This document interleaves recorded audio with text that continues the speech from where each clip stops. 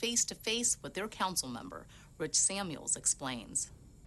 Sarah and Alyssa Cerna, who are representing a West LA animal shelter, are meeting Councilmember Mike Bonin during the 15th annual Mar Vista Community Fall Festival.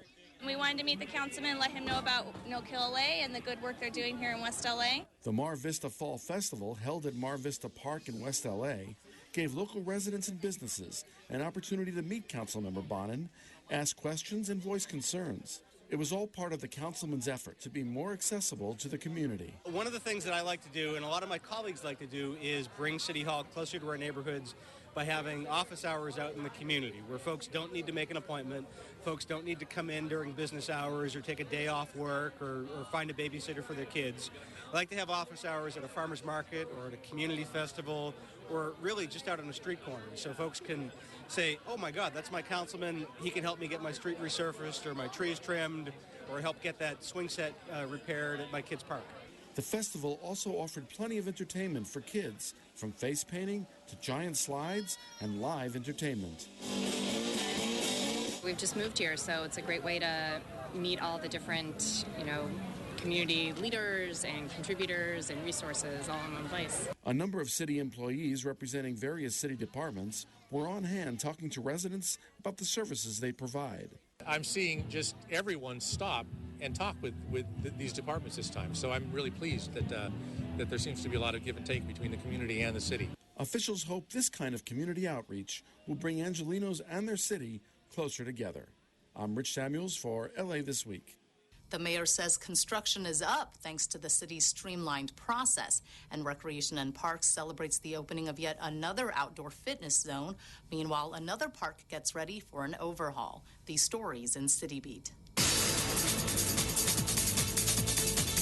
Mayor Eric Garcetti delivered the keynote address at the recent Mayoral Sustainable Housing, Transportation, and Jobs Summit held at UCLA's Corn Convocation Hall. The mayor highlighted the work his office has done to streamline the process for developers. So a project like the Metropolis project, which is just north of the Staples Center, downtown, $1 billion+ mixed-use project, which would have usually taken 1.5 to 2 years to go through that process, is already in the ground, excavating, 6 months in. And they could have done it earlier, quite frankly. In his first year in office, Mayor Garcetti says he boosted housing permits by 40%. The summit was hosted by the Los Angeles Business Council. The city's Department of Recreation and Parks dedicates its 10th fitness zone in Council District 14. The latest fitness zone is located at Herman Park at Via Marisol in Montecito Heights and sits adjacent to an existing playground. New concrete walkways have also been added to increase access from the nearby parking lot. Equipment for the new fitness zone was provided with the support of the Office of Council District 14. The fitness zone is the 61st in the city of Los Angeles.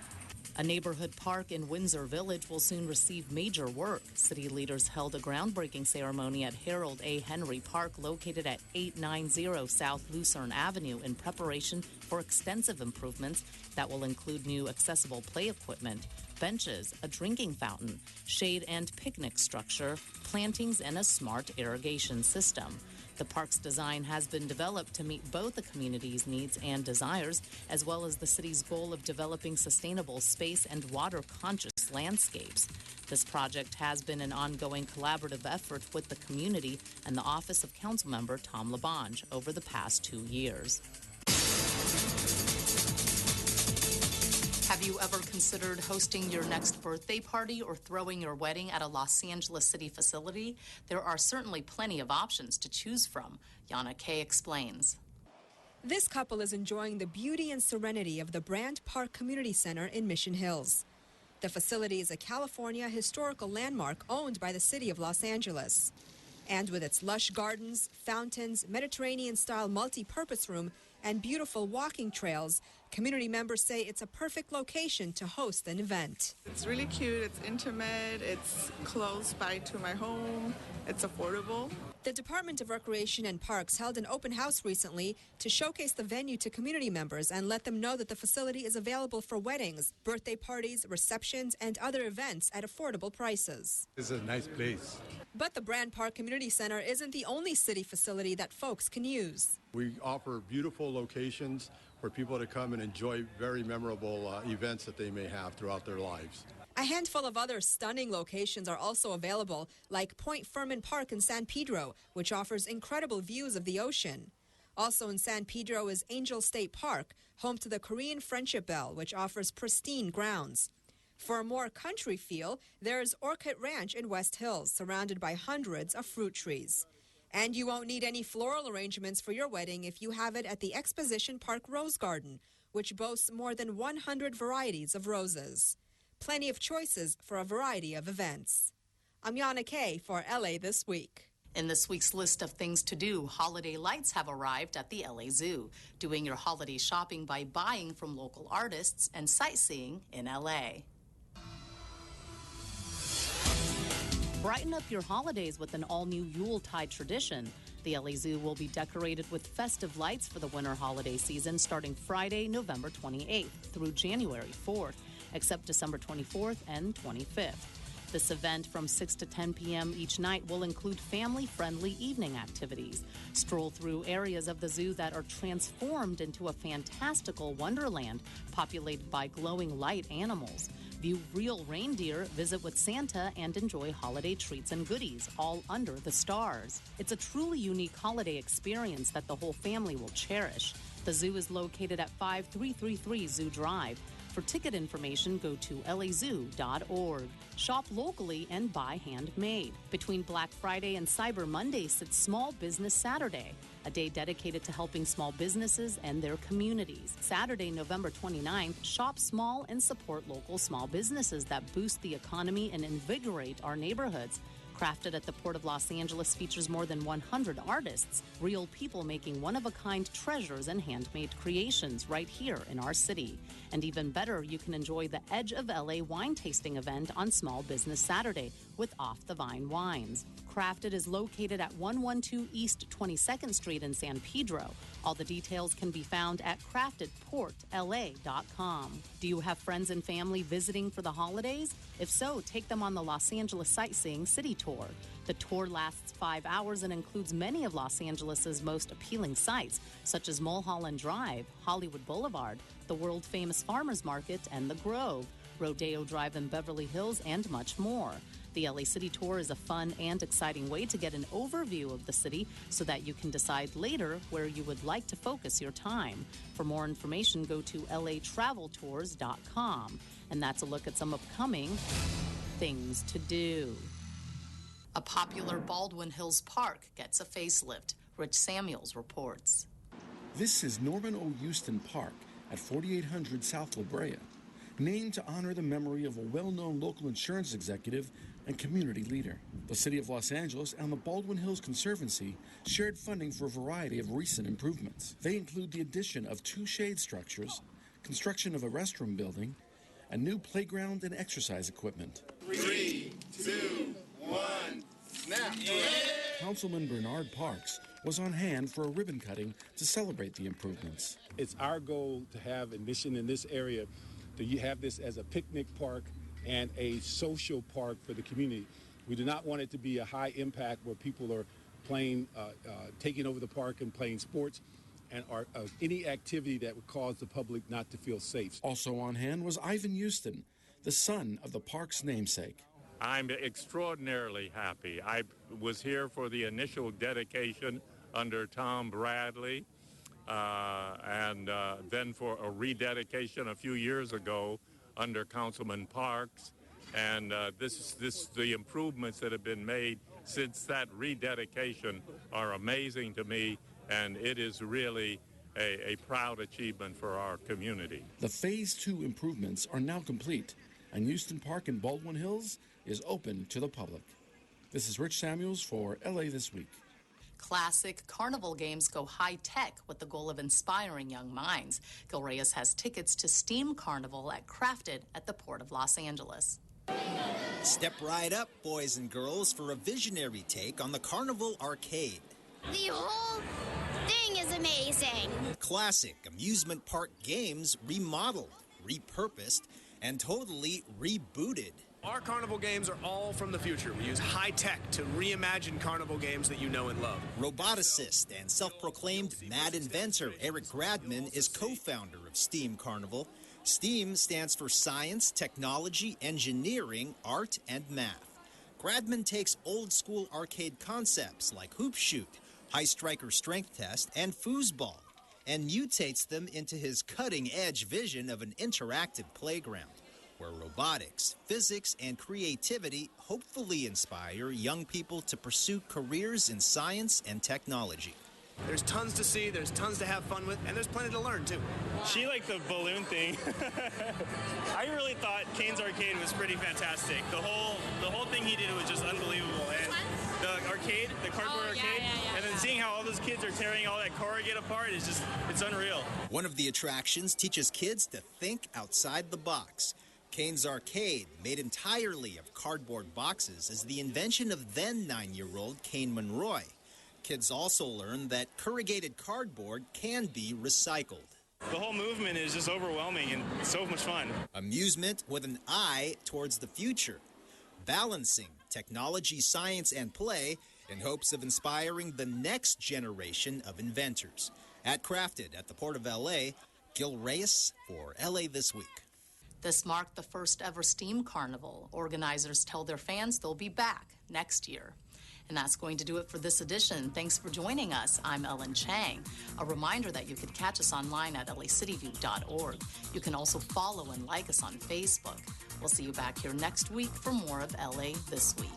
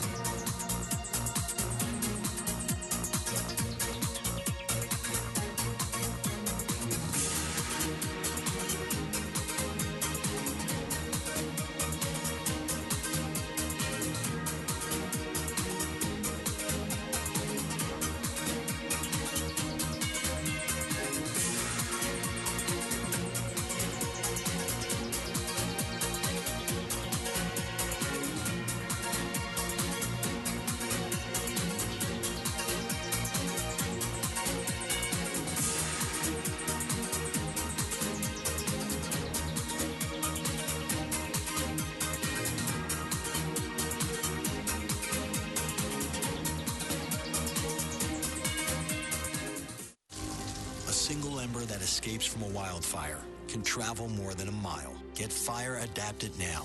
Learn simple steps at fireadapted.org.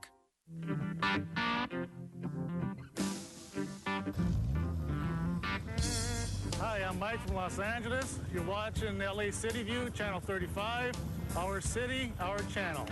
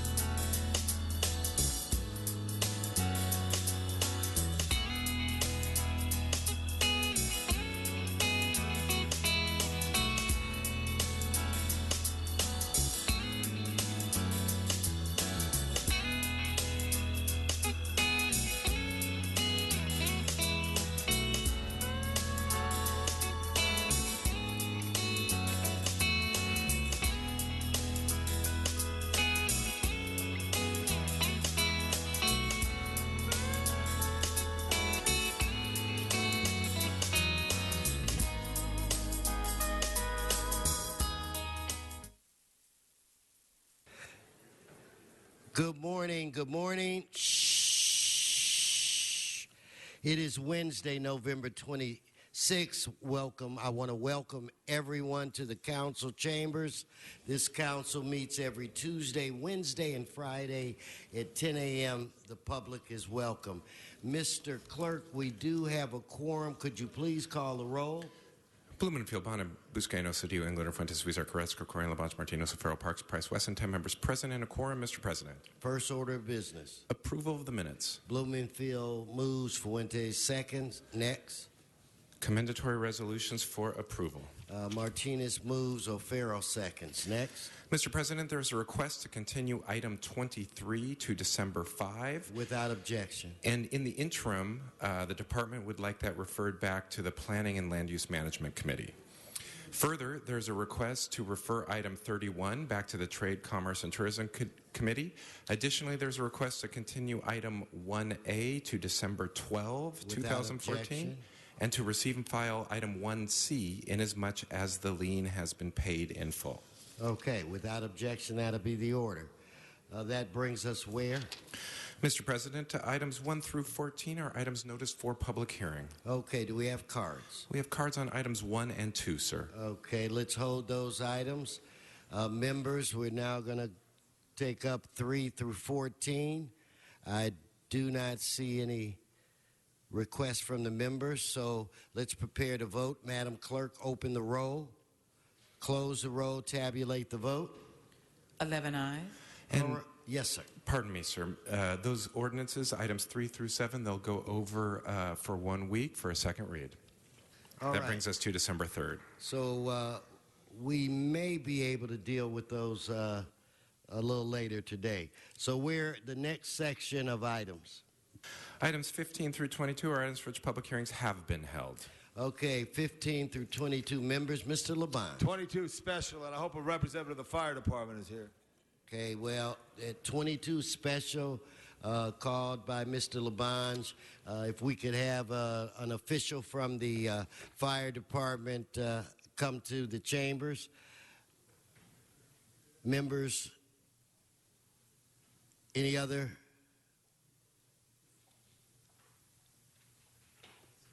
Then we can take the vote at this time then. So let's open the roll, close the roll, tabulate the vote.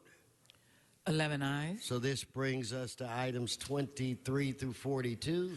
Yes, sir. Those are items for which public hearings have not been held. 10 votes are required for consideration. Okay, so without objection, those items are now before this body. Do we have cards? Yes, sir. We have cards on 28, 29, 30, 37, 38, and 41. Let's hold those items and prepare to vote on the other items. Members, any specials? We're 23 through 42. 26 and 27. Did we have cards on those? No, sir. Okay, so we hold those two for Mr. Bloomingfield. Okay, so let's prepare to vote on the remaining items. Let's open the roll, close the roll, tabulate the vote. 11 ayes. Okay, that brings us where, Mr. Clerk? Mr. President, it takes council back to presentations or items called special. Okay, I'd like to call on Mr. O'Farrell. Mr. O'Farrell, I'm sure you have 2 announcements for us today. We have a very special visitor that's with us. Thank you. Good morning, Mr. President. The floor is yours. Mr. President, colleagues, thank you. Yes, I have family visiting from out of town, all the way from the Philadelphia area. And it is my partner, George Brockman's mother, Marion Brockman, seated in the front row here. Welcome. Well, let's give her a City round Hall. of applause. If we could get 35, can you? There she is. Here for Thanksgiving. Welcome. We're so happy to have you. Colleagues, I would like to recognize November as Runaway and Homeless Youth Month and highlight the efforts and achievements of the Los Angeles Coalition to End Youth Homelessness. Among the luminaries standing with me today are Arlene Schnare, the co-chair of the coalition. Arlene, there we are. This coalition includes homeless youth service providers, county and city representatives, community partners, educators, researchers, legal advocates, funders, and concerned residents working together to prevent and end youth homelessness. On any given night, there are roughly 8,000 youth on the streets of Los Angeles, and it was pretty cold last night, so you can imagine the situation they're in. Every day, we hear stories of youth fleeing physical, sexual, and emotional abuse, or being pushed out by parents or guardians unable or unwilling to care for them. or discharged from foster care and juvenile justice systems without adequate resources or transition plans. Youth who age out of the foster care system are at a higher risk of homelessness and represent an estimated 30 to 40% of the youth who are currently homeless. Studies show that lesbian, gay, bisexual, and transgender youth make up 40% of the homeless youth in the population in Los Angeles. The agencies representing the LA Coalition to End Youth Homelessness open their doors to youth by providing an array of services, including outreach, drop-in center services, emergency shelter, transitional and permanent supportive housing, physical and mental health care, life skills, education, and employment. This coalition has been busy this month. They've held meetings to ensure the upcoming 2015 homeless count reflects homeless youth numbers accurately, participated in United Way's Home Walk, and held a 3-day youth summit to strategize around the coordinated entry system mandated by the Department of Housing and Urban Development. In addition, agencies from the coalition held donation drives, open houses, film screenings, and prepared Thanksgiving meals. The coalition is also working on an MTAAD campaign connecting youth to resources through their 211 phone system and planning a conference on homeless youth at the California Endowment. Standing with us today are many of the coalition leaders representing the following organizations. They're all juggling the preparation of Thanksgiving meals for their clients and being present with us today. Those coalition members are Shelter Partnership, Sanctuary of Hope, Hillview Mental Health Center, the Village Family Services, LA County Department of Public Health, My Friend's Place, East Hollywood Los Feliz Homeless Coalition, Public Council, Children's Hospital Los Angeles, Ocean Park Community Center, Los Angeles LGBT Center, Covenant House of California, Step Up on Second, LA Youth Network, Buck Hunt's Family Foundation, Pathways to Your Future, the LA Trust for Children's Health, Champ Community Foundation, Safe Place for Youth Works, Hoveness Inc., Connect to Protect LA, LA Homeless Services Authority, and Hollywood Homeless Youth Partnership. How about a big round of applause for all of these organizations?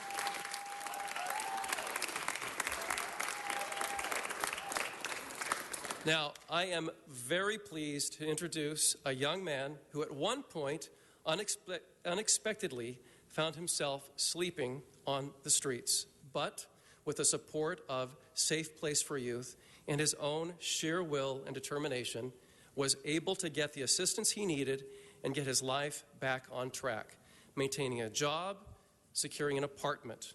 Please give a very warm welcome to Mr. Mickey Bagwell. Mickey? You got it. Good morning, Council. I want to thank you all for giving me the opportunity to speak to you, give you a little more insight on youth homelessness in our city. It's definitely a large issue that needs addressed, and all these folks behind me, along with the LA Coalition to End Youth Homelessness, are a really big help in getting us in the right direction. Just a little bit about myself. I moved to Los Angeles from out of state roughly 2 years ago. I found myself jobless with the lack of savings, no cushion to fall back on. Ended up homeless in Venice Beach. The first night I was there, it was a very surreal experience. I've never dealt with anything such as homelessness before. I've always had a bed to sleep in and a meal to eat. I remember that first night I brought a pillow but not a blanket. And I remember I was trying to locate a place to sleep in public, and I kept thinking, that this is a joke. Someone's going to pop out of a corner and say, "Just kidding, come with us. We'll take you to somewhere with housing." But that was not the case. Being on the streets, there's an overpowering sense of hopelessness, that you won't get to where you want to be and that you're stuck in this hole. You can almost bond with the other homeless, discussing the lack of hope, and moving forward is tough. But you can do it with services like Safe Place for Youth. They helped me drastically, obtaining clothing, cleaning supplies, anything I needed to better myself. I was able to obtain a job. I was able to save my money and worked off the streets. Like Councilman said, I now have my own apartment. I'm an office manager for a construction company. Moving forward, it's a beautiful thing. Looking back on it now, the ordeal seems to have lasted years. In all honesty, I think it was April of 2013 to July 4th. Just a few short months, but it's something that I could never take out of my life or completely remove from myself. It'll always be a part of me. Moving forward, I would just like to say that youth homelessness in our city in our country is a very large problem. We may think that homeless, they're pushing shopping carts and they're begging for money, but it's not always like that. I was in that position and I was looked at as a subhuman almost. And I feel like we should all challenge ourselves to treat those around us with much more respect and show some empathy in that position. In closing, I just want to say that I want to appreciate the proclamation naming November the month to end youth homelessness and runaway homelessness. And it's an honor, like I said, to be presented with this and acknowledge that youth homelessness is a problem. I'd like to thank the council members for helping to raise awareness to the runaway youth as well. And thank you very much again. Y'all have a great day. Thank you. Thank you. Well done. Well said. Well said. I think you moved a lot of people. I know you moved me. Mr. Koretz. Thank you, Mr. President. I agree that was a very moving presentation. I'd say the most sobering thing for me is that there's still such a high percentage of LGBT youth. It sort of hit me in the face about 30 years ago. I was one of the original staff people for the newly created city of West Hollywood. And we dealt with a lot of LGBT youth and tried to help them one-on-one and created programs. But we've made an incredible amount of progress in 30 years, and it's kind of shocking to hear that the numbers of LGBT youth that are thrown out of their homes and wind up on the streets is not that different. So I guess we need to be thinking about how we can change that and what we can do to have all the progress that we've made in other arenas mesh with how LGBT youth are treated by their families. But in the meantime, obviously trying to help them when we find them on the streets here in the city of Los Angeles is critical. And I thank all of you for the good work that you do for LGBT and non-LGBT youth that shouldn't be on the streets, but they are, and we need to help them.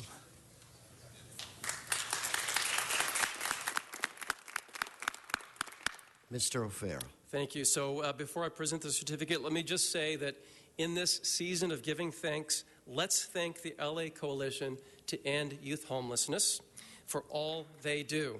Happy Thanksgiving, and may God bless. Thank you. God bless us all.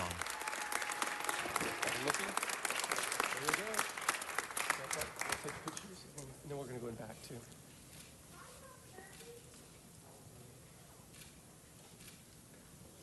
Okay, and we're going to go back there. Yeah. This one. Okay. Make sure, yeah. Yeah, go ahead, just go.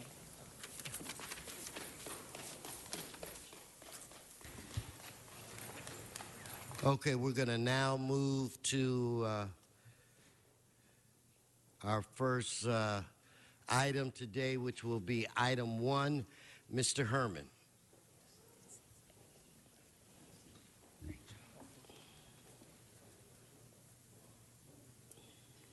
Mr. Speaker, I plan to hold my time to 1 minute. And I noticed that Mr. Krikorian has an item here at West Victory Boulevard, a.k.a. 11717 West Victory Boulevard, for a sum of $8,206. But I'm going to keep it cool and calm. There's a process called due process, and Batman wants all you children to know that it is a vicious cycle to hold liens and citations against your families on the day of the turkey, which is tomorrow. So I'm asking to hold the time so that it can be represented by those who are impacted by the adverse decision of Mr. Krikorian to place the lien by the Department of Building and Safety. Mr. Charles, happy Thanksgiving. Okay, let's prepare to vote on this item. Let's open the roll, close the roll, tabulate the vote. 11 ayes. Item 2, Mr. Herman.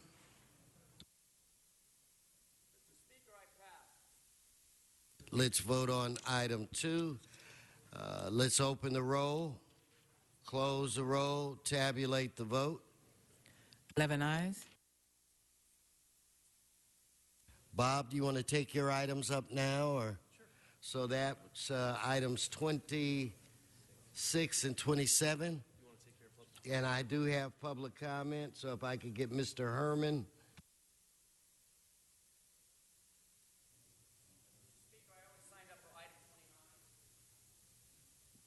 We have a card. Well, we have a card for 27, but since we're just going to go to you at this point, Mr. Blumenfield, and we'll proceed with the issue. Great. Thank you very much, Mr. President.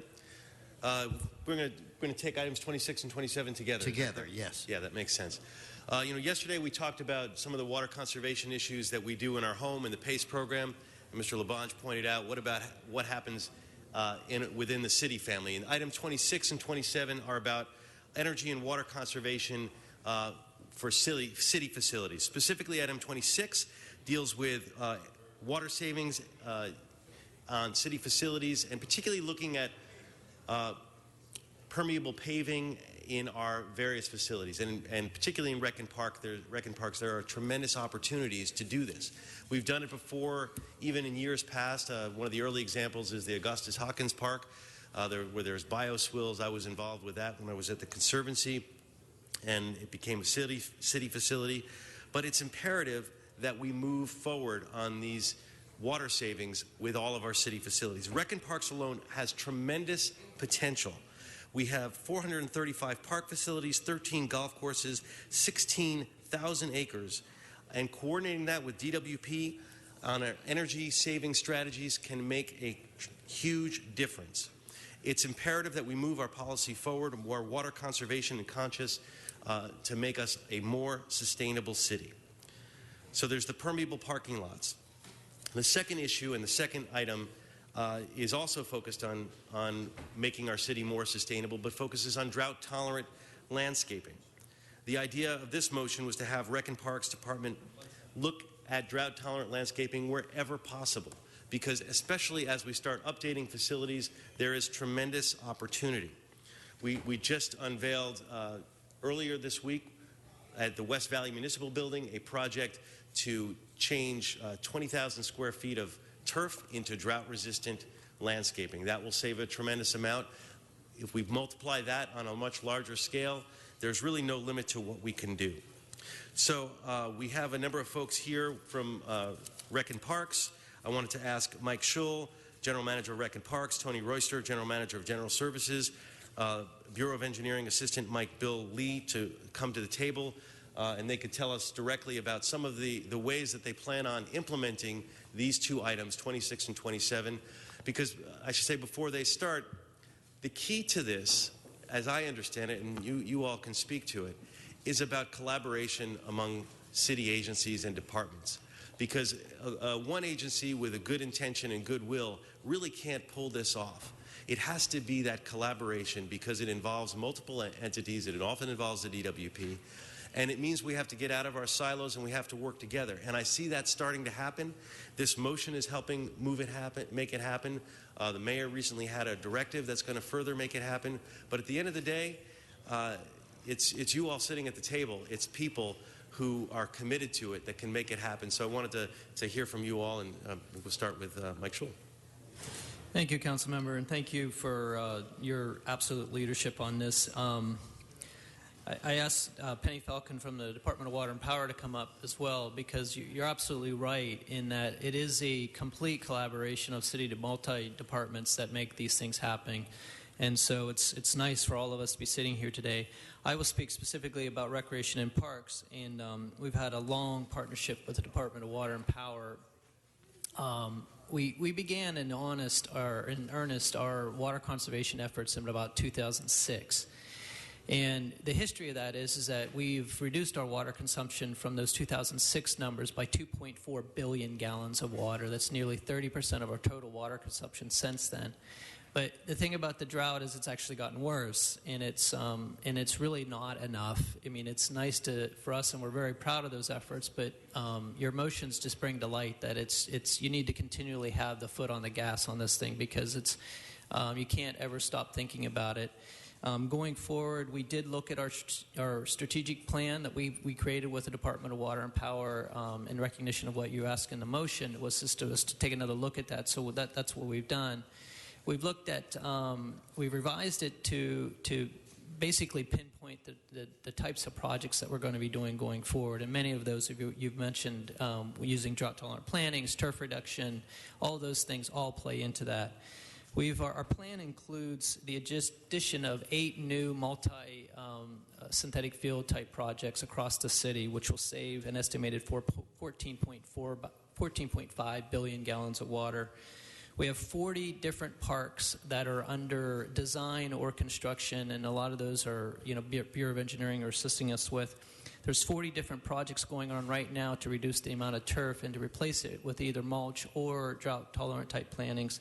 That is estimated to save us 30 million gallons of water. Those are annual savings, by the way. We have 5 parks that are currently being retrofitted with recycled water. That'll save us an estimated 37 million gallons of water. And then we have 2 additional golf courses that are going to be on recycled water in the next 2 years, and one that's going to be in the next, actually 2 of them in the next 2 months probably. That's 314 million gallons of water that's estimated that's going to be saved. Within 2 years, nearly 85% of our golf courses will all be on recycled water. Hanson Dam Golf Course, which we're in the process of converting right now, which should be turned over within the next 2 months to recycled water. That project alone is going to save us 294 million gallons of water. Our estimated water consumption last fiscal year was right around 3 billion gallons of water is what we used total. We're estimated with all these projects and re-looking at our strategic water conservation plan to reduce our consumption by an additional 400 million gallons of water annually. So we're on the right track with all these things, but it's not something that we can ever stop. In every project that we do now, everything is looked at with water conservation in mind. Mr. Reister? Department of General Services, we started back in 2010 with some water conservation programs for city facilities. We've completed so far 405 facilities, saving close to 52 million gallons of water annually. And additionally, we have identified additional 57 facilities that we are completing retrofits on this year that we're anticipating saving about 10 million gallons of water per year at those facilities, which consists of probably about 80% of our facilities. And looking down the road, another 20% of facilities, we're working with DWP to get water loans to complete 100% of city facilities. Also, we are identifying city facilities for re-landscaping. We are working with your office, with Recreation and Parks, and also with BOE to help complete your project. This weekend, we just completed a project in CD14 at completing some re-landscaping there with drought-tolerant plants and in particular, and the good thing about that particular project, the community was involved in having that project completed. Also, we have identified City Hall South as one of our pilots for re-landscaping, working with Recreation and Parks and BOE. And also, we're looking to do an additional 15 locations, probably 1 location in each council district as a pilot project, and then spreading the work throughout the city once funding is identified. I'm Bill Lee. I'm with senior architect with the Bureau of Engineering, and we're working very closely and collaborate with Rec and Parks, DWP, as well as the Department of General Services in delivering many of the projects. And in all of the projects, we implement sustainable practice and sustainable procedures. In fact, there's a lot of dialogue between our staff, Rec and Parks, and DWP and General Services in order to even push that envelope even further. So we use all of these practices in that. And then most recently, Rec and Parks has asked us to look at opportunities to even further reduce the amount of lawn area and reduce the turf area. So we're working towards in every front on that respect. Okay, I've got Mr. Blumenfield. Some members have a question or two. Sure, go ahead. I mean, my general question, but when I open it up to members, is about the barriers too. If there are particular barriers that you are identifying, especially as we move forward with these motions that we need to work to overcome, we want to know about it so we can be helpful as a council, because we all support 100% these initiatives, and that's obviously why these motions are being put forward. But if there are things that you need us to know, we want to know it as well. Thank you. Mr. Koretz. Thank you, Mr. President, and thank you to Mr. Blumenfield for bringing this forward. This is absolutely critical during our times of drought, and I appreciate the department doing what it's already doing. I know that in various places across the country, golf courses are looking at what they can do to reduce turf. And it may not be in a massive amount, because you expect golf courses to be really green, and you go to Palm Springs and you see every drop is green, but golf courses are starting to realize, at least in the most underutilized corners of the course, there are places where they can take out the green and put in gravel or dirt or mulch, whatever it is, and not impact the golf experience. So I'm wondering if we are looking at that in all of our golf courses, not just using recycled water, but finding ways to eliminate water on portions of the course. Absolutely correct. Even though most of our golf courses are in recycled water, we still have a difficult time getting recycled water to a couple of our premier courses. One is Rancho Park, that does not have recycled water, but we've identified nearly 10 acres of turf that we are going to remove and put in drought-tolerant plantings, mulch, things like that to reduce our water use. So even though it may not have recycled water, we're still going to be doing that. And we've been doing that already at many of our golf courses, even golf courses that have recycled water, because that's not a limited supply either. So we have to, even though we're bringing recycled water, we still need to have that discussion. And you're absolutely right about golf courses, and we are doing that. And another question, were you going to answer more on that? I was. Not only do our public golf courses partake in this, but also our private golf courses. We have at the DWP, we have partnered and have a water loss, or a golf task force that we have been working with the golf industry since 2008 on increasing water use efficiency at the golf courses. And one of the programs that we do not only is training specifically the superintendents how to do things more efficiently, and it's a collaboration between public and private entities, and the city golf courses also participate in this task force. But one of the key things is the golf courses have removed about 2 million square feet of turf in their active courses and replaced it with California-friendly landscaping, saving about 800 acre-feet per year of water for us. That's great, and obviously without impacting, I'm sure, the golfing experience. So you obviously can't do it very broadly, but you can do it broadly enough. Another question, which is slightly off the mark for Rec and Parks. I'm wondering, there are other sources of landscaping within Los Angeles that aren't necessarily under our control, like a very green cemetery in Westwood at Sepulveda and Wilshire. And I wonder whether we have had any interaction with them about their practices and trying to provide recycled water for a very large area that we obviously don't have control over. We can't tell them, well, just let your cemetery go to seed. It's going to remain green, but if we could work out a way to get them recycled water, obviously we would save a lot of use of potable water. And I presume if we had that interaction and we were able to provide that, they would have no reason to object. I don't have a direct answer for you right now, but I can look into it. I've written it down, and I will make sure that our staff outreach both on recycled water and my staff on ways we can improve water efficiency at that facility. And in general, also, I don't know if we outreach to state parks within our boundaries, of which I know there are some, whether we outreach to other cemeteries that aren't federal but still are water users, within our boundaries. Right, and at the Department of Water and Power, we do have premier account managers that outreach to all of our biggest water users, and the cemeteries and the state parks would fall under that. But I can follow up and make sure that they're getting out all the messaging.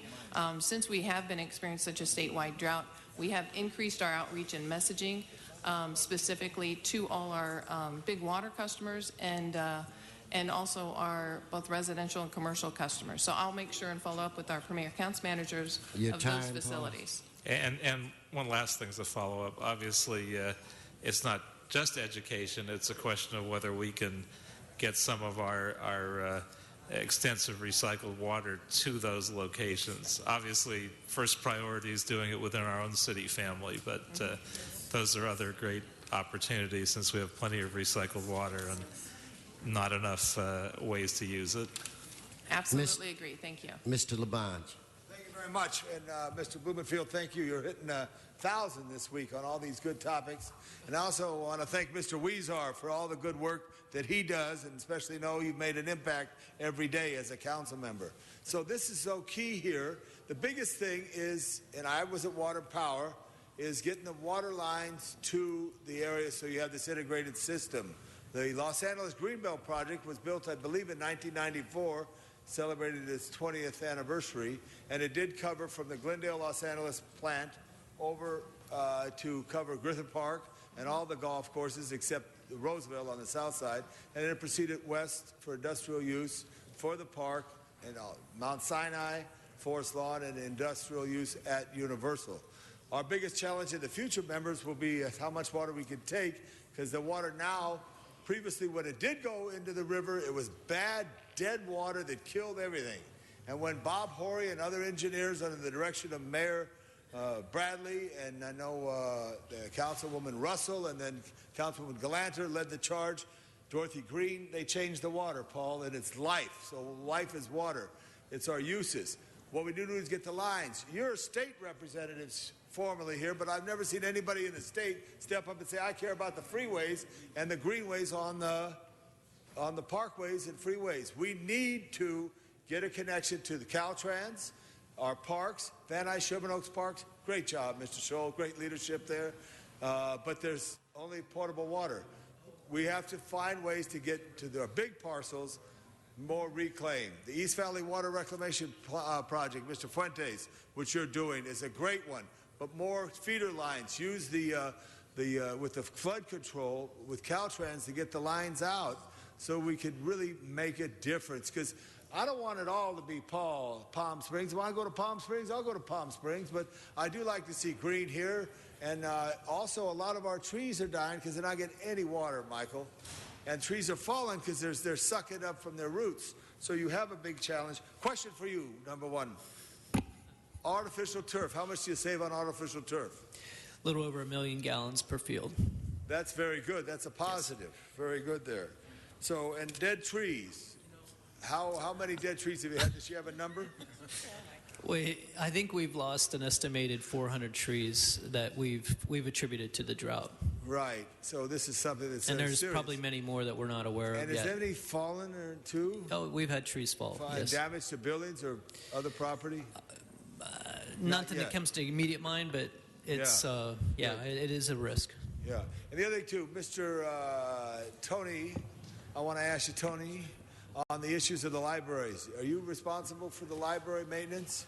Are we concerning landscaping? Yeah.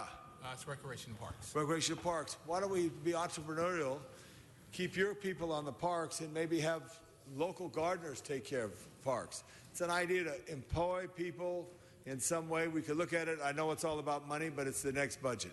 So, and thank you, DWP, for the water every day.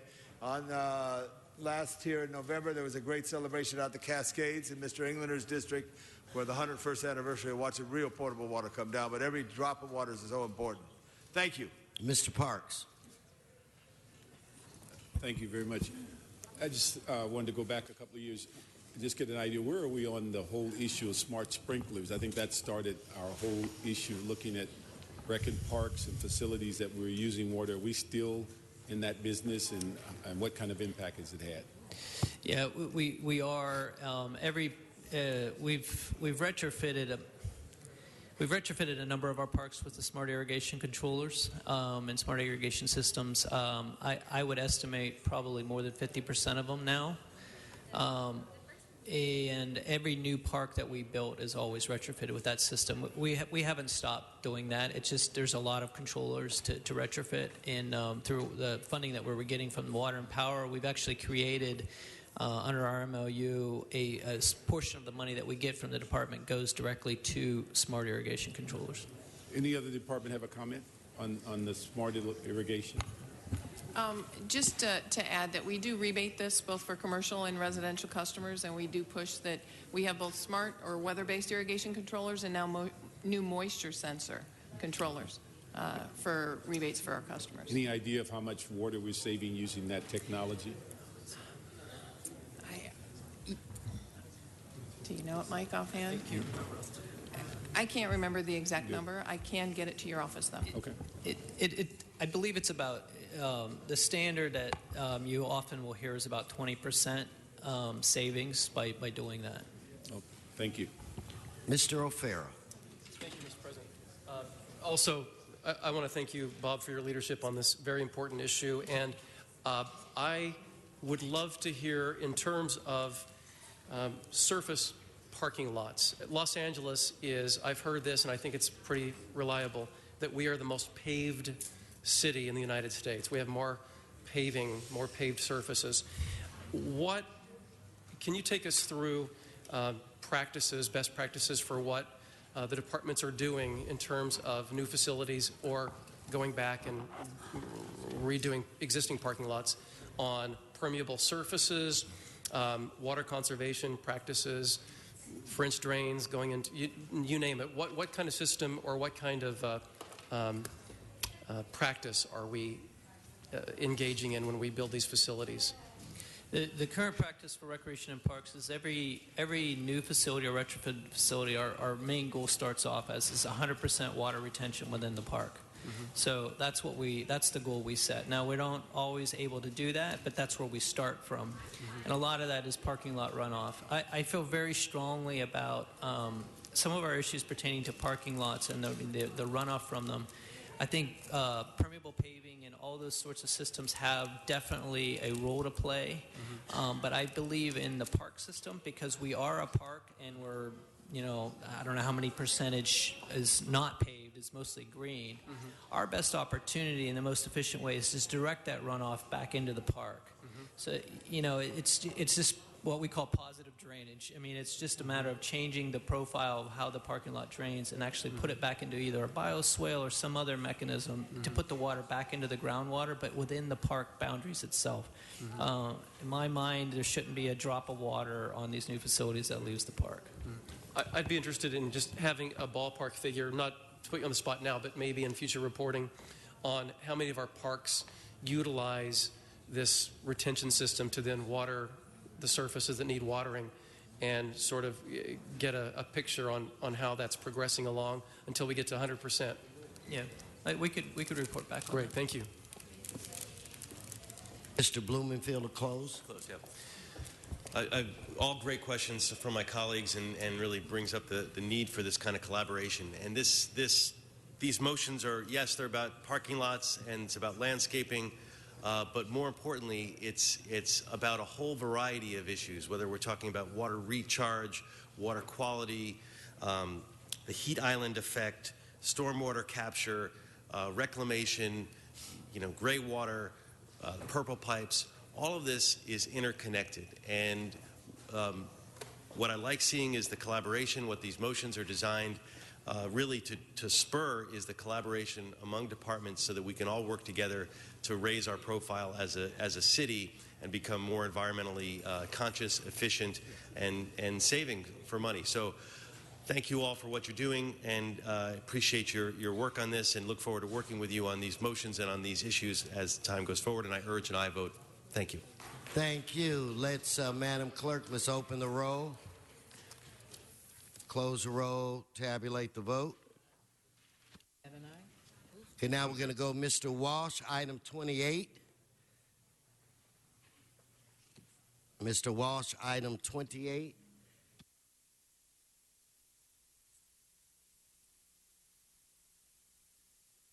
John Walsh, blogging at HollywoodHighlands.org or J. Walsh Confidential. And for identification purposes, thank you for the thank you committee for closing the freeway for the third day in a row. No, stay on the item. That's my identity. No, Mr. Walsh, stay on the item or I will have you sit down. Now, don't do that again. Number 28, this concerns the airport. Now, the airport is a basket case. It's a joke throughout the entire world how bad our airport is. This is, we are handing over to Qantas Airways a facility, a proposed lease with Qantas. The lease is a joke. The lease, in fact, is a giveaway to Qantas, and we 100% are against this. Stay tuned, HollywoodHighlands.org. Okay, on this item, let's open the roll, close the roll, tabulate the vote. 11 ayes. Okay, we'll move on to Mr. Walsh again, item 30. Mr. Walsh, item 30.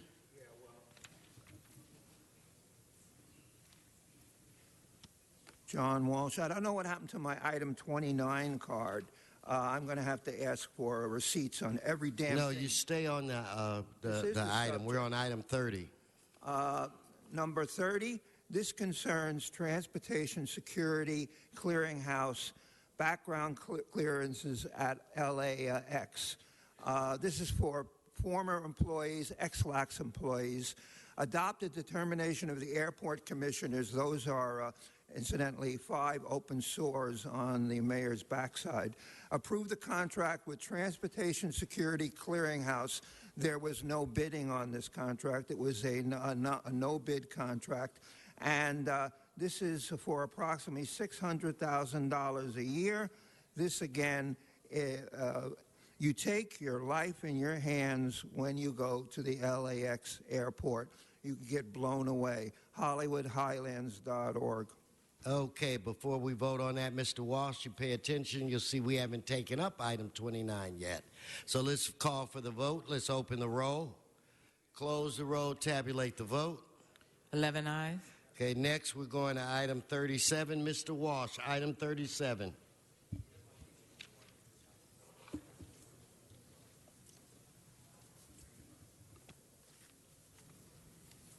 Item 37, of course, the Hollywood Walk of Fame. I live about 200 feet from the Hollywood Walk of Fame. We love it. People from all over the world. No one gets tired of it. I see people photographing it. But what they're photographing is this is for Christopher Waltz, who, as we know, played a great Nazi. He's not a Nazi himself, but he specializes in playing Nazis. We want him. He's not from America. But again, if you're a German, you're more likely to get a star than if you're black or Hispanic, especially Hispanics. Practically no Hispanics on the Walk of Fame. Paul Robeson had to wait till 50 years after he died to get a star. Christopher Waltz gets one right now. The boulevard, the stars are cracked. They're falling apart. They're on my website, HollywoodHighlands.org. It's a shame, their condition, HollywoodHighlands.org. Thank you. Let's prepare to vote on that item. Madam Clerk, open the roll, close the roll, tabulate the vote. 11 ayes. Okay, we're going to go to item 38. Mr. Herman, item 38.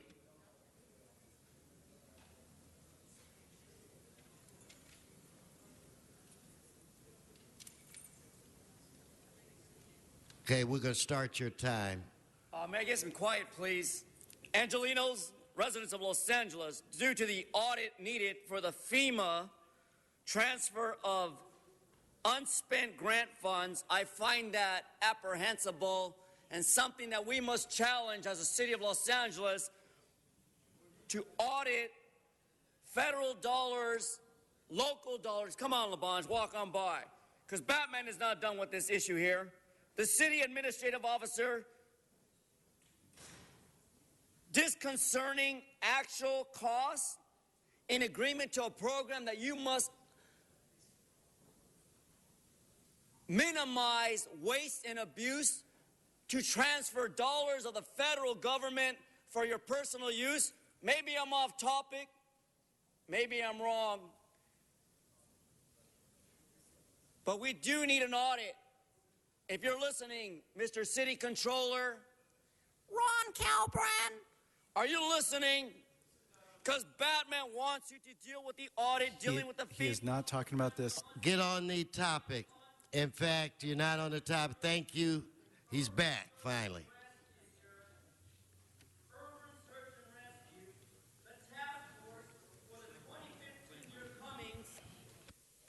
You, the taxpayers, are going to transfer grant funds of up to $15,000 from the funds of 33538 account, and I'm not going to get into the digital numbers, actual costs for LA Fire Department, costs incurred for personal travel.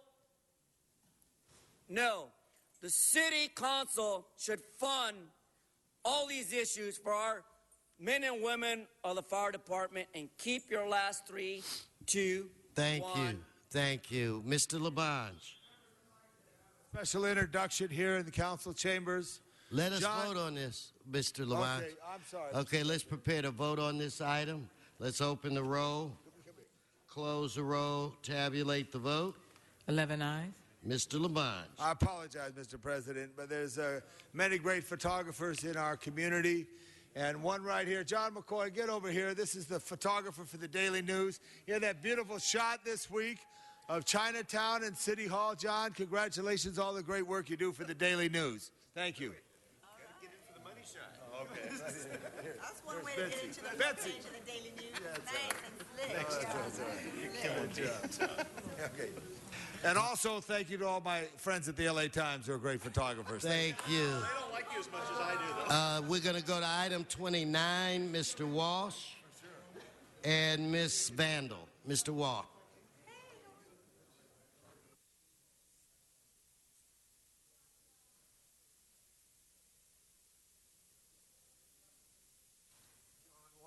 At J. Walsh Confidential. Number 29, you skip around, a lot. But number 29, now, to show you how phony they are, yesterday they cracked down on ammunition, right? Today they're buying ammunition from Dooley Enterprises for the Airport Police Division. So, first of all, they're paying much too much for the ammunition. I'm not going to go into the checkered career of Dooley Enterprises. The contract was to buy bullets. They're buying bullets yesterday. They condemned it yesterday. How many bullets are fired at the airport every year? I think that it's usually 1 or 2, but you're buying several thousand bullets. HollywoodHighlands.org. Okay, Ms. Vandal.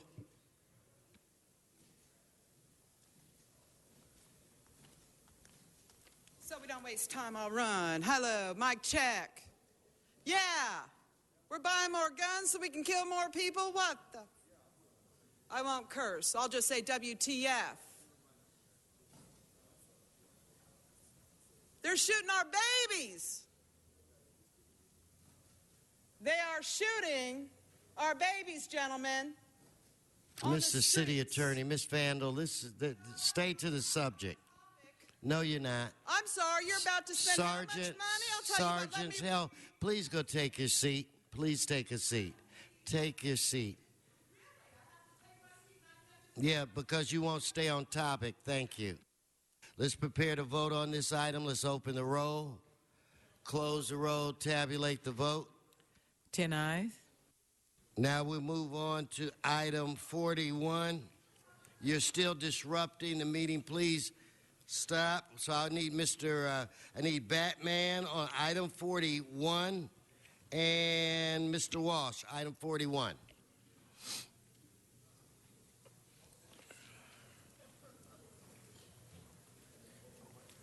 Happy Thanksgiving. However, the issue here has to do with the consideration of motion by Mr. Englander, Fuentes, forget the rest of the people involved here, but this has to do with the Los Angeles case of Mr. Vitale versus the city of Los Angeles.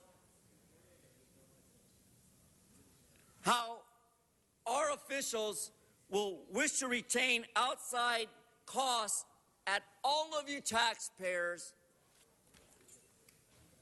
all us Americans who pay taxes, to pay out for legal matters of a sum of $10,000 for the outside counsel, including workers' compensation. Now, Mr. Speaker, am I on topic here reading off this agenda? Correct me if I am wrong, but I know I am damn right and offended for all you children and all you involved in our government. That we would pay for outside counsel tells me that our city attorney is not doing a very good job effectively to safeguard all the budget to pay for outside counsel. Now, Mr. O'Connell, with that smiling face, Stay on the subject. Stay on the subject. Do you really believe that the $10,000 should be awarded on behalf of the taxpayers to pay for the Patel versus Los Angeles? Batman wants all of you to know that it's not very American to ask for outside counsel when we have Mr. Mike Fuhr, a very dedicated, honorable city attorney, to represent us. Thank you, Mr. Walsh. John Walsh at HollywoodHighlands.org. Let me say what's happening here. You spend millions of dollars on city attorney, but the city attorney says, I don't know enough about this case, Patel. I have to hire another attorney named Oren S. Kerr to assist. And I'm going to pay him $10,000, and I'm not going to go through bidding because he has professional, scientific, technical expertise, and competitive bidding is not practical. So you can say, who gives a damn?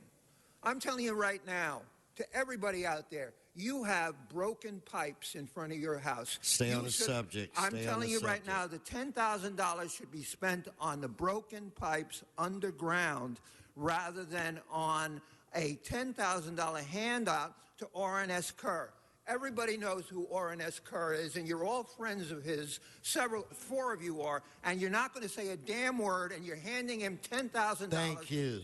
Thank you. Thank you. Let's prepare to vote on this item. Let's open the roll, close the roll, tabulate the vote. 10 ayes. Okay, let's recess this meeting, go into the special. Very good, sir. Blumenfield, Bonner, Buscaino, Cedillo, Englander, Fuentes, Huizar, Carrasco, Corona, LaBonte, Martinez, O'Farrell, Parks, Price, Weston, 10 members present, and a quorum, Mr. President. Okay, that's item 43, correct? That's correct, sir. Item 43 is an item for which a public hearing has not been held. 10 votes are required for consideration. I want to call Mr. Herman and Mr. Walsh. Item 43. Mr. Walsh, 43. John Walsh at HollywoodHighlands.org. J. Walsh Confidential, tweeting at Hollywood Dumbs. Again, you do an excellent job on REAP. I know you do an excellent job on REAP. And whenever somebody comes up here and complains and gives you an argument why the amount of money they have to pay should be assessment should be reduced, you reduce it. Nobody ever comes back here and complains about an assessment twice. I've never seen anyone, because you do a good job. Of course, if anybody's foolish enough to just pay the assessment without coming down here and complaining, then you're putting money in their pocket that they can give to R&S Keep. But I would like to say again, when you do a good job, and on a number of issues you do a good job, this city certainly isn't as corrupt as New York or Chicago or New Orleans, but when you do a good job, and you do a good job on REAP, generally, I am always here to thank you. And incidentally, when I talk on REAP and get off subject, they don't stop me. I never get, when I'm praising you, when I am praising you, I never get called on going off subject. You're doing an excellent job. Thank you. Goodbye. HollywoodHighlands.org. Thank you. Let's prepare to vote. Let us open the roll, close the roll, tabulate the vote. 10 ayes. This adjourn is special. Pardon me, sir. Before doing so, would you like to send that item forthwith? In fact, all items forthwith, but since we're in a special, let me say let's send item 43 forthwith. Very good, sir. Okay, adjourn, and let's return to the regular. Very good, sir. That brings us to item 22, called Mr. special. Labange. Department is here. Chief Everett is here. Support this project 1,000%. And I just wanted to have a friendly amendment that the CAO, Bureau of Engineering, Fire Department look at a potential site for Fire Station 76 in the Cahuenga Pass on property owned by the Department of Water and Power known as Parcel A. That's all. It's just a friendly amendment. You got any friends around here? I'll second you. Okay, good. Okay, thank you very much. Yes, okay, and if fire is okay, yeah, let's. They're good. Labange, you're good. Let's prepare to vote. Let's open the roll, close the roll, tabulate the vote. 10 ayes. Okay. Mr. President, I thank Ms. Martinez for her great work on this, getting a new fire station for Van Nuys. Thank you. And Mr. Clerk, all items on today's agenda will be forthwith. Okay, that brings us where? Mr. President, that brings us to items called special, to cards for items not on today's agenda. Okay, you mean general public comment? Correct, sir. You have me confused. Okay. Me too, sir. Miss Vandal, please come up for general public comment. Mr. Walsh, Mr. Barajas.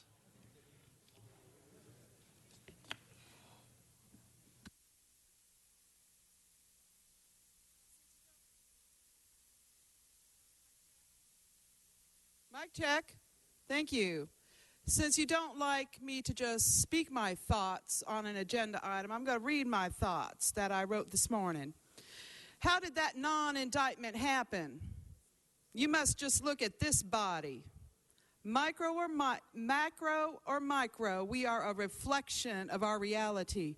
When this body of government supports the mind-reading abilities of those in authority, to presume I cannot speak lucidly enough on topic, even if I start off with my Toastmaster trained formed icebreaker introduction and comment,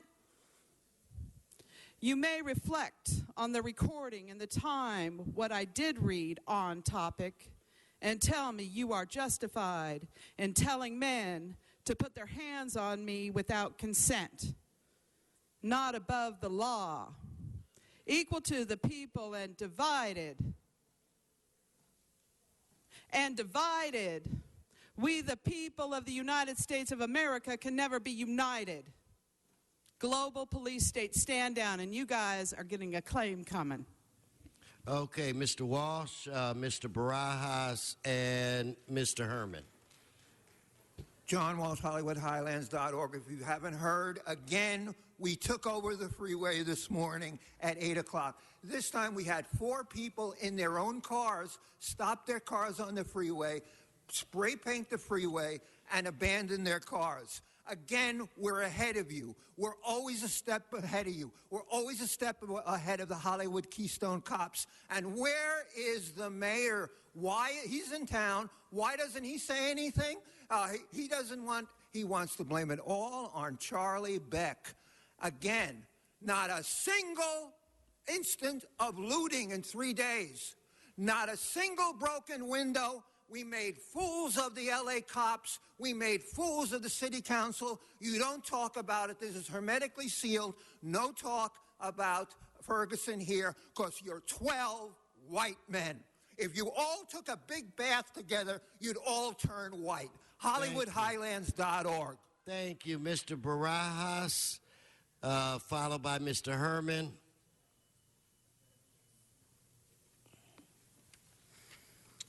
There's a quote from Senator Chuck Schumer from New York, basically said that while many may not know it, the nation is on the edge of a crisis. This is crucial because it states that the disaster of the past 50-plus years since Kennedy's assassination has led to the point where people, particularly young people, have resorted to tactics of sabotage. It's no different than what happened in the French Revolution. That is mob rules. In a republic, obviously the citizens lead and they don't destroy property or their own country. So LaRouche PAC is the only person to turn to. Go to LaRouchePAC.com. Thank you. Thank you. Mr. Herman.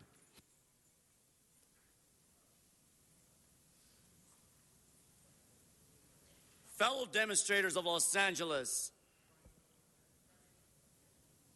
Fellow demonstrators of Los Angeles. You do have the right to assemble. And although our forgotten mayor is unavailable to attend and participate in your First Amendment right, Batman and the city of Los Angeles wants you to know you're doing a hell of a job not destroying our city. Incidentally, though, we have some folks here on October who used some violent force against their constituents in the City Hall. October 7th, 2 hours, 3 minutes. And I won't say Mr. Corrett's name, but Batman's here to defend all of you, your rights under the first Constitution. So where's the mayor? Have a big ear turkey on me. Thank you. Okay, let's, that ends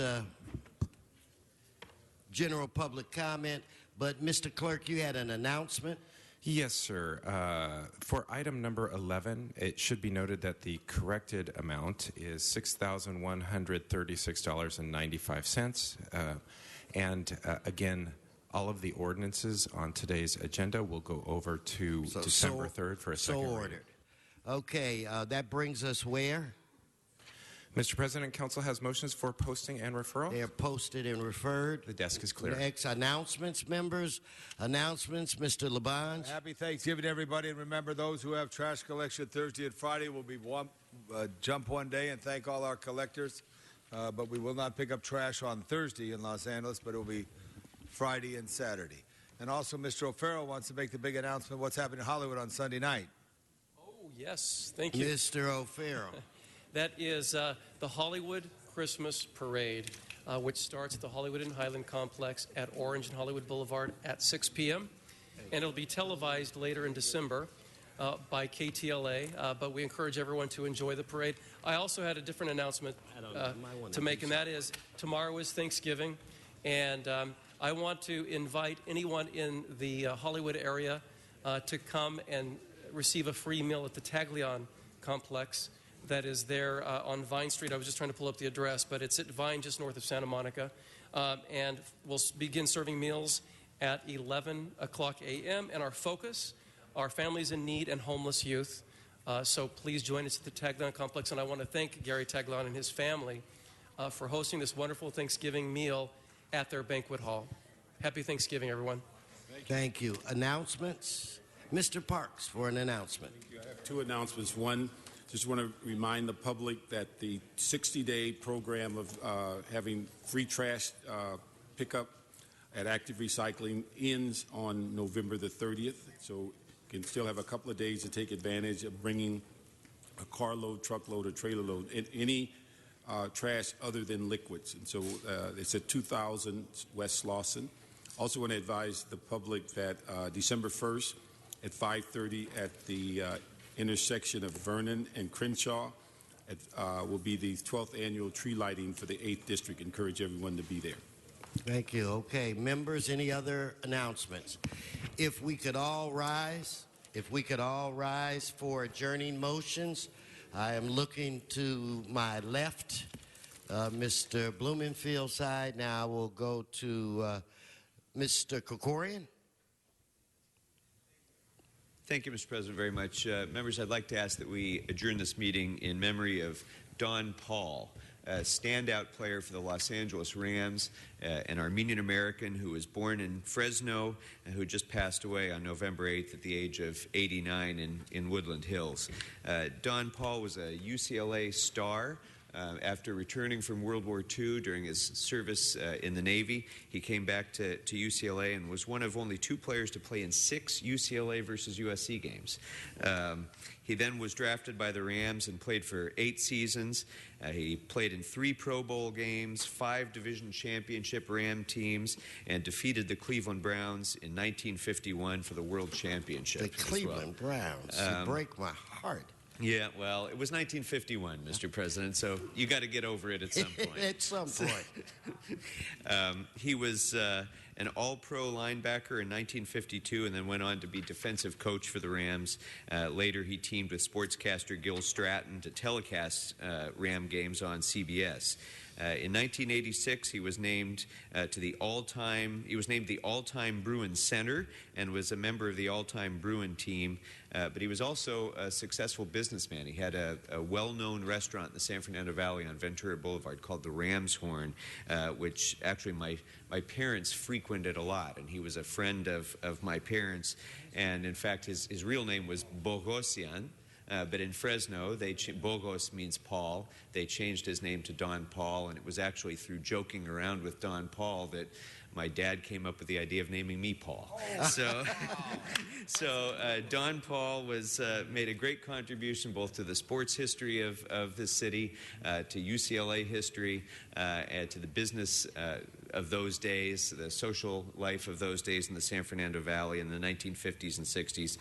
He's survived by his children, Randy, Rex, Carol, and Matt, 8 grandchildren and 2 great-grandchildren. Don Paul, may he rest in peace. Sounds like a life well lived. Second that, Paul. Okay, seeing no other adjourning motions, members have a good Thanksgiving. This meeting is adjourned.